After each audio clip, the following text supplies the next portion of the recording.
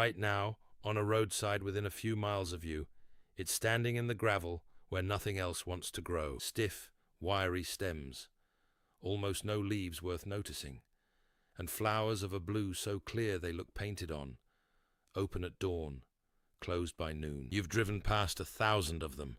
You've never once thought, drink. But dig up the root under that weed, roast it dark, grind it, and pour hot water through it, and you get a black, bitter cup that looks like coffee, pours like coffee, and tastes close enough to fool your morning, with 0 caffeine. And that same root is one of the richest known sources of inulin, a fiber your body can't digest, but the good bacteria in your gut can. It feeds them. Coffee and gut medicine, growing for free on the shoulder of the highway. Keep that root in mind, because 2 centuries ago, a war put it in nearly every cup in Europe, and then a scandal turned its name into a word for fraud. Let's be clear about what this is not. This is not some rare root from the far side of the world. It lines roadsides across the entire United States and most of Europe.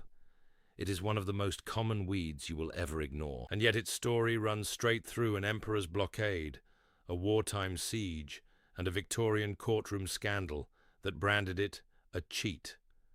It went up against coffee, one of the most valuable traded commodities on the planet.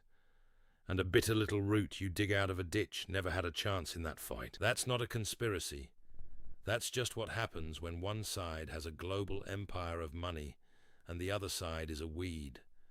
But the reason it lost is stranger than money, and I'll show you the exact scandal that did it. This is the story of chicory. Welcome to Landfield's lab. To understand how a roadside weed ended up in millions of coffee cups, you have to follow 2 threads. The first is ancient.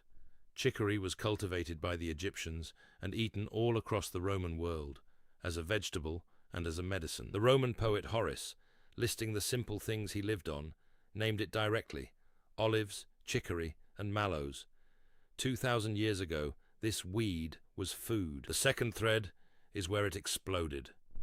The year is 1806. Napoleon, at war with Britain, throws up the Continental system, an embargo meant to strangle British trade. It backfires into a counter-blockade that cuts continental Europe off from British-controlled coffee almost entirely. France doesn't go without. It industrializes a substitute. Chicory root, cheap, easy to grow across the French countryside, bitter and dark when roasted, becomes a national crop almost overnight, and the everyday coffee of France, Belgium, and the Netherlands. Hold on to that, because the habit didn't stay in Europe. It crossed an ocean, and a second war waiting on the other side made it permanent. I'll come back to that. First, so you actually recognize it. You have walked past this plant. Chicory grows knee to chest high on tough, almost bare branching stems that look more like green wire than a leafy plant. At the base, the leaves look a lot like a dandelion's, but the giveaway is those flowers, ridged, sky blue, daisy-shaped, scattered along the stem. And they keep banker's hours, opening in the morning and shutting by midday. The part that matters is underground, a long, thick, pale taproot. That root is what gets roasted. Remember it, because at the end, I'll tell you exactly how to turn it into a cup. Now the science, because a plant with a dramatic past still has to earn the claim, and I went in skeptical. Start with the narrower result: blood sugar. In a 2013 trial published in the Diabetes and Metabolism Journal, 52 women with type 2 diabetes took 10 grams of chicory inulin a day, or a placebo, for 8 weeks.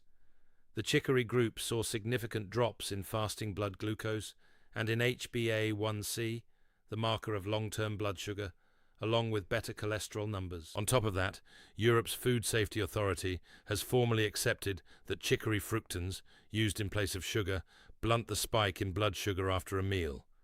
I want to be honest about the size of that. These are small studies, mostly in people who already have diabetes. Promising, not a cure, and not proof it does the same for everyone. But the second claim is on far firmer ground, and it's the one that matters most. In 2022, a review pooled 50 separate trials, nearly 2,500 people. The finding: chicory inulin reliably increases bifidobacteria, the beneficial bacteria in your gut, across every age group, while improving bowel function. That is not a supplement fantasy. Chicory root fiber is one of the best evidenced prebiotics in all of nutrition science, which makes what happened to its reputation even stranger. Because the thing that nearly sank chicory wasn't a war, it was a fraud scandal. Go back to mid-1800s Britain. Coffee was expensive, chicory was cheap, and merchants started quietly cutting ground coffee with chicory to stretch it. Then, when that wasn't cheap enough, with roasted acorns, beans, peas, and in the worst cases, mahogany sawdust, and selling the mixture as pure coffee. By June of 1851, it reached the floor of Parliament under the blunt heading, Chicory, Adulteration of Coffee. The Chancellor of the Exchequer, Sir Charles Wood, claimed there was no reliable way to even detect chicory in a cup of coffee. A physician named Arthur Hill Hassall proved him wrong. Hassall put coffee under a microscope, showed the chicory was easy to spot, and through the pages of the Lancet ran a sanitary commission that chemically analyzed thousands of food samples, and did the unthinkable for the time, published the names and addresses of the sellers caught cheating. The scandal made chicory famous for exactly the wrong reason. Its name became shorthand for adulteration, the cheap fake hiding in your cup. And here is the part that reputation always leaves out. The scandal was never actually about chicory. It was about lying, about selling watered-down coffee at full price and calling it pure. The crime was the deception. The root was just the tool. Nobody in that whole affair ever argued that chicory was harmful or worthless or bad for you. In fact, the opposite. By 1885, even a British parliamentary committee conceded the point. Good coffee blended with a bit of chicory actually made a better cup. Chicory's own value was never on trial. It got a criminal record for a crime committed by the people cutting it into someone else's coffee. So if it's this useful, why is it still a weed on the highway instead of a staple on the shelf? Not suppression. Economics. Coffee is a global industry. Chicory can't be patented. It grows free in a ditch, and it never truly went away. It's still the soul of New Orleans coffee. That Civil War habit stuck after the Union Blockade cut the city off from coffee. Today, the very same inulin gets quietly stirred into yogurts and protein bars under the name chicory root fiber. Meanwhile, the plant itself grows wild and free across 2 continents. So here's how you'd actually try it. Dig the taproot, scrub it, chop it, and roast it low in the oven until it's dark brown and brittle all the way through. Grind it and brew it exactly like coffee. Or do it the New Orleans way, and blend a little into your real coffee to soften the taste and cut the caffeine. One honest caution. Chicory root is a concentrated dose of inulin, and too much too fast will give you gas. Start small. If you have IBS, it may not agree. It's in the ragweed family, so skip it if you have that allergy. And talk to a doctor during pregnancy. Gather it only from clean, unsprayed ground, well back from the road. I'm not telling you to quit coffee. I'm telling you that the bitter blue weed on the side of your commute survived an emperor's blockade, a wartime siege, and a Victorian fraud trial.